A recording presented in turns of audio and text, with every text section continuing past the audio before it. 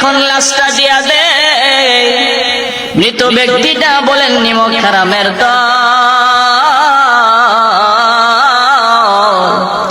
এতক্ষণ যারা ছিলে সবাই আমার পর, যারা আমার কবরে নামছে তারাই হইল আমার আপন।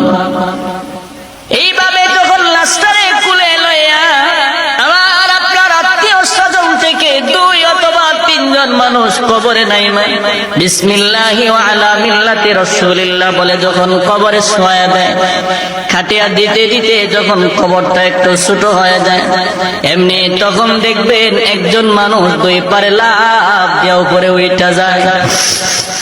লাফ দিয়া যখন উপরে উঠা যায়, এমন সময় মৃত ব্যক্তিটা গুনাহগার হইলে চিৎকার দিয়া বলবেন যাইও না, এই কবরে আমি কেমনে থাকবো, আমার তো কই যাও। কিন্তু শুনবে না। দ্বিতীয় ব্যক্তিটা যখন উঠে যাবে তারপরেও সে ডাকবে আমার তো যাও না, কিন্তু শুনবে না। তৃতীয় ব্যক্তিটা যখন উপরে ওইটা যাবে, ওই সময় কবরওয়ালা বলবেন এরে নিমক হারামের দল, এই দুনিয়াতে কতই না কিছু করলাম, কিন্তু কেউ আমার সাথে আসলি না।